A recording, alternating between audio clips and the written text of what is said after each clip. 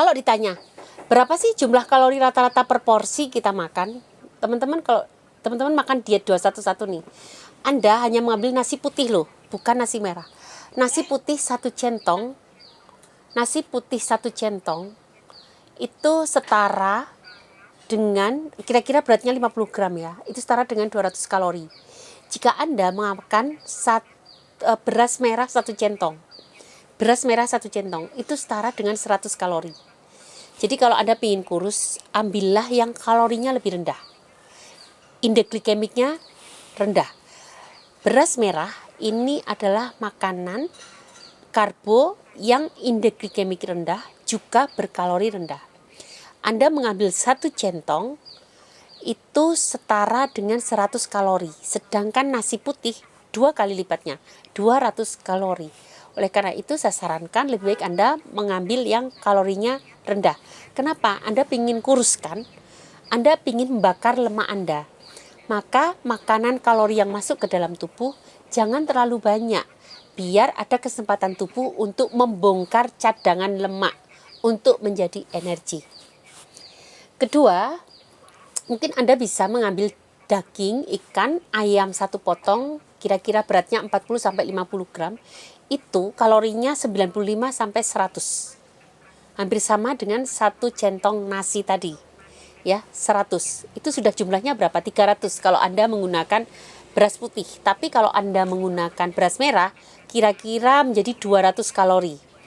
Kemudian Anda makan 10 butir bakso, banyak banget kan 10 butir bakso, atau 3 sendok makan ikan teri, atau 1 butir telur ayam, itu sama dengan 100 kalori. Ayam maupun bebek, itu 100 kalori. Jadi jika Anda makan tadi 1 centong beras merah, kemudian satu potong daging, kemudian 1 telur rebus, itu kira-kira kalorinya 100, sudah 300 kalori.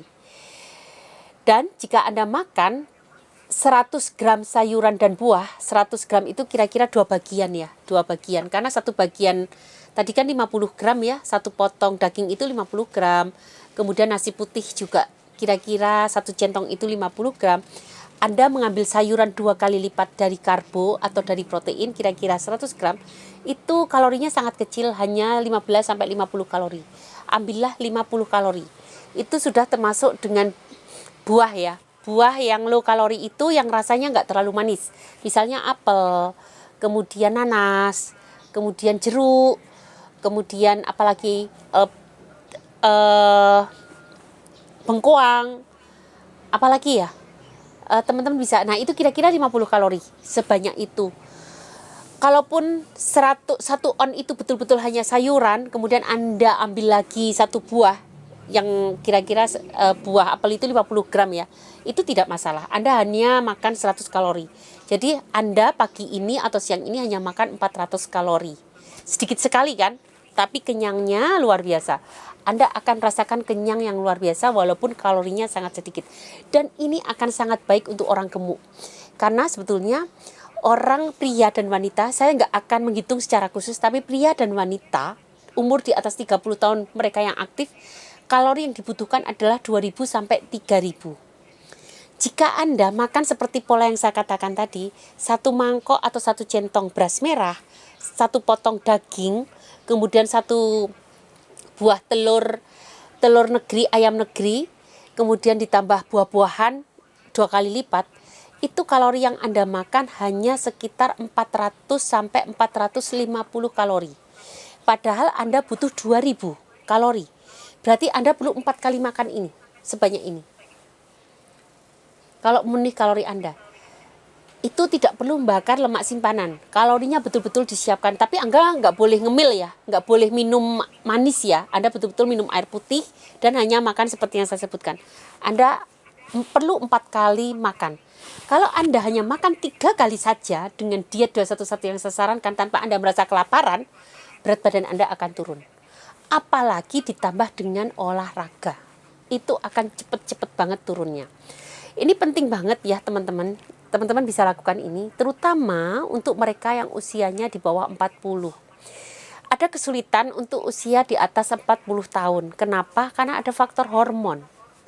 mereka sudah ngurangin makan, pakai diet 211, ditambah olahraga.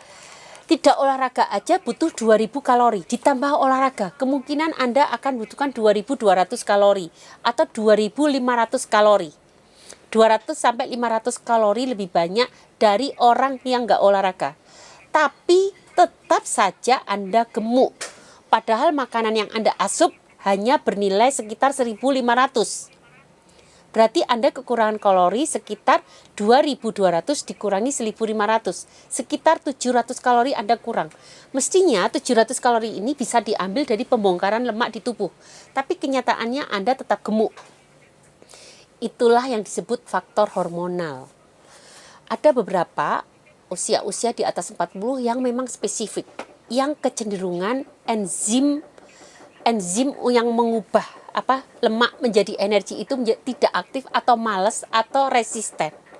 Suatu saat saya akan bahas khusus seperti ini. Ini karena kasusnya seperti saya. Saya termasuk orang yang tidak mudah kurus tapi mudah gemuk. Salah satunya kenapa? Enzim yang merombak lemak saya menjadi energi, termasuk enzim yang malas atau enzim yang resisten. Jadi apa yang harus saya lakukan? Ada tips-tipsnya, suatu saat kita akan ketemu kembali untuk membahas ini. Off.